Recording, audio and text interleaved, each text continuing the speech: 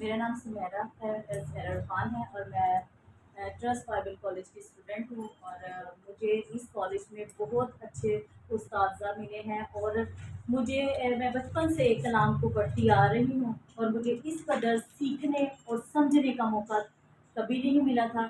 जब से मैंने ये क्लासेस ज्वाइन की है तो खुदावंद का शुक्र है, मैंने कलाम को समझना और लिखना लिखना पढ़ना और समझना शुरू किया है और खुदावंद ने मुझे बड़ी ब्लेसिंग दी है। जब भी खुदावंद ने कभी मुझे इस्तेमाल किया है, बड़े प्रोग्राम्स में भी इस्तेमाल किया है, जब मैं खुदावंद के कलाम को बातों के ज़रिए लोगों की ज़िंदगियों में डेवलप करती हूँ तो लोग बरकत पाते हैं।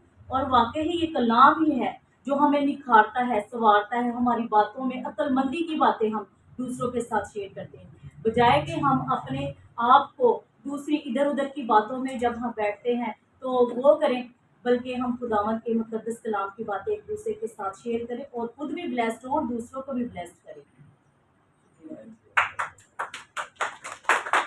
तक हमारा चैनल सब्सक्राइब नहीं किया तो अभी सब्सक्राइब करें और बेल आइकॉन को क्लिक करके हमारी लेटेस्ट वीडियोस के बारे में अपडेट जानें।